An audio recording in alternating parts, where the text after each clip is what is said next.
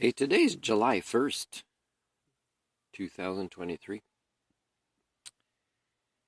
Hey, recently, although I've said I'd be taking videos off of my YouTube and there'd be one or two left by the end of the year, some Canadian behavioral patterns or individual patterns of behavior piss me off, both from French-speaking Canadians and English-speaking Canadians. A lot of the jobs that would be worthy of me I didn't get, and I got emails about that this week, public service related jobs. And this is provincial ones, and I'm pretty sure the people that got it wouldn't be as competent as me. Oh, yeah, I can say that. And if you want to challenge me on that, and we can find out who it was that got it, and how I would act in their job, and how they're going to act in very important jobs, it'll be demonstrated. Now I'm back to over 1,300 videos on my YouTube channel, with still very little views. You had to have other people who have here's a pattern in it, and it's not related to thought paradigms. It's just patterns of where people go during the Anthropocene. Some people will say things that have hope that isn't based on evidence or common sense, and that's for the ones that disconnect from the reality of what's happening in Canada and the rest of the world. They'll have thousands of subscribers, if not millions, and they'll make huge amounts of income on their YouTube channel. Then there's those that criticize Canada. Oh man, and they'll use bad language and they'll promote hatred, and so many people identify with that as well. There'll be millions, thousands of subscribers and likes and views and comments. So today, if somebody asks me today on Canada Day, hey Martin, you're not out celebrating something? Well, I'd like to actually clean up my motorhome so it'll be easier to sell so I can leave Canada. But he said, what? So they say, aren't you a proud Canadian? And then I'd say, well, I could give you a really long answer, and I'm not even finished with 1,300 videos on my YouTube to say this story. Or I'm going to give you the short story is Canadians, and whether they work in public service, government related, or just in general, like let's say road users or on employment places, have not treated me well. And that's the short answer. And you know that a lot of people's response, whether it's Canada Day or not, will go like, well, they'll either justify the other people they don't know with such a short and vague answer, but it's really true and it's really my life and they really asked. They'll say, well, and nobody can say, oh man, yeah, okay, well, that's probably true. I believe you, and I'm sorry to hear that. Nobody says this. Everybody tries to convince others, and sometimes it's not always convince in the opposite, spectrum of positivity or negativity of experience. But a lot of people, if I say something negative like this, even if it's simple, it has no detail, they will try to convince me otherwise. Now, they might have a worse opinion of Canada. They might have a YouTube channel where they talk trash, but they'll still do this because it's a pattern to manipulate others unconsciously and see how far you can go and just convince somebody and therefore believe you have power to take over their brain. It's so unconscious people do this. And that's upsetting, right? Like if somebody does this, they ask, they say, oh, okay, I'll give you the short answer. Let's say they want the short answer. And then they'll judge the short answer of me being wrong about how I interpret my life in Canada, although there's thousands of videos and I haven't even finished putting evidence. And it's going to get worse, and it continues. The fact that they say, oh, no, you got it wrong, or oh, come on, just be positive or whatever, is, you want to slap them in the back of the head. It's the same thing if you go see what people are doing at these music festival Canada Day parties, is there'll be a lot of consumption of things, right? Either food or drugs or alcohol, whatever, right? Or things that are legal or not always legal, but people forgive it, let's say. So this is what they're doing. They're doing what they do at Christmas or whatever other holiday, is they will party to consume, either, assets or drugs or whatever. And they'll be proud Canadians. They might even wear things or or say, yeah, Canada's the best, whatever.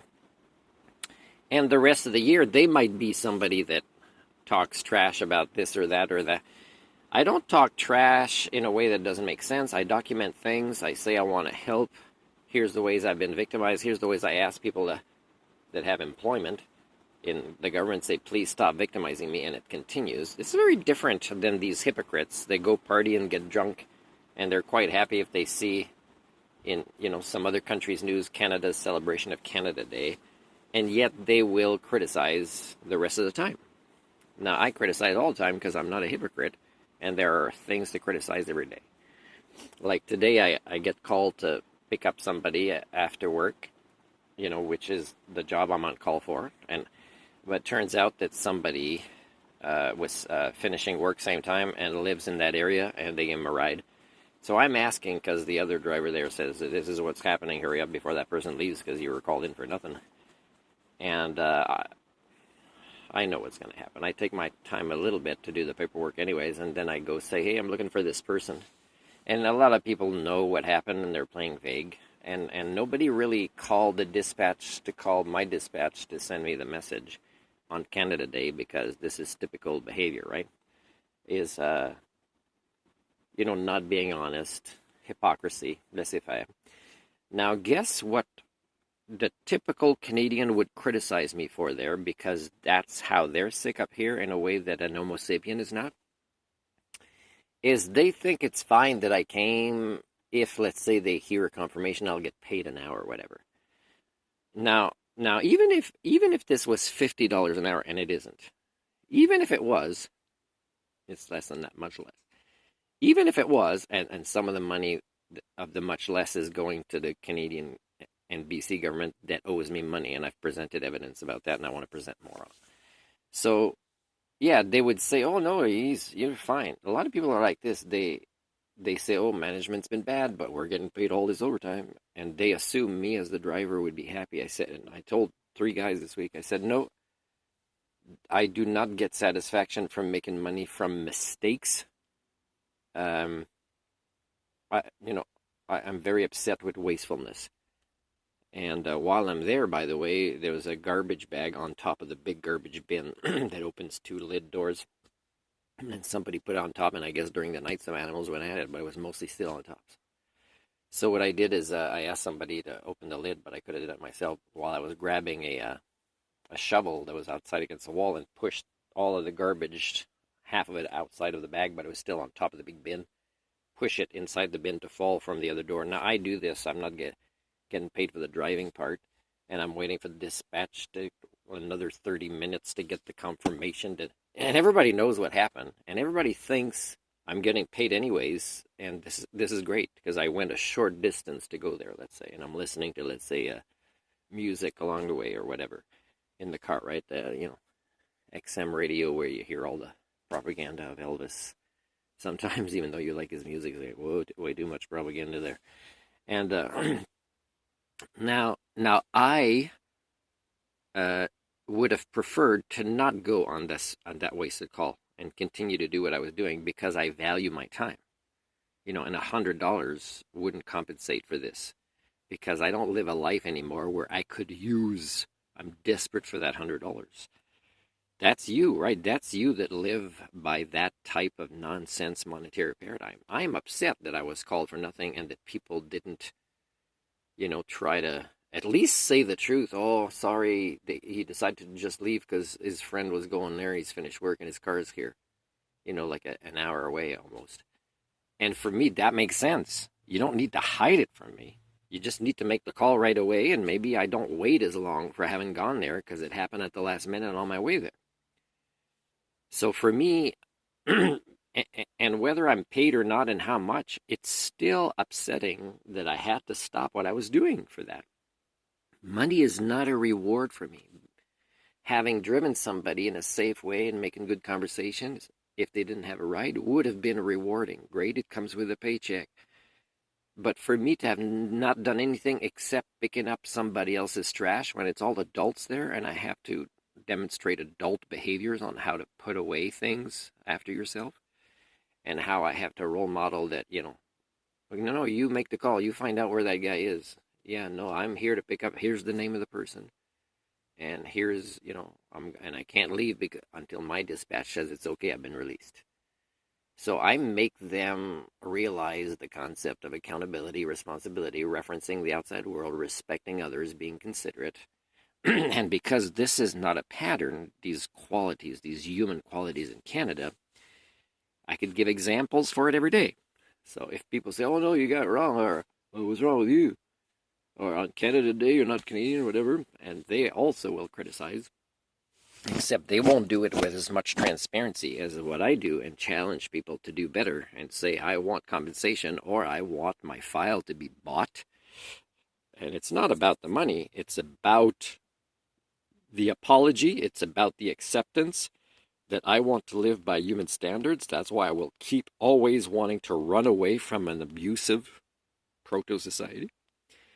And that's what I'm role modeling. Whatever money I'm given, if ever, and I never will, very unlikely, is it would be way too small, right? If we evaluate these things properly for, somebody's human rights, somebody's years and years of their life treated this way, I'm not going to be given an amount of money that's worth this, unless I'm famous, then it would be a huge amount of money. But the thing is, for me to leave Canada and let's say go to a country where money is very different and I could survive on less in Canadian equivalency, but I would be appreciated for all the skill sets of the jobs that they need to put me in here, but they won't. They'll just keep hiring people as they invent these jobs that are supposed to be culture repairing, but they put the exact same people that have broken it before in these new jobs, as if people's brains will suddenly automatically have a miracle and be wired differently when their role has a different title.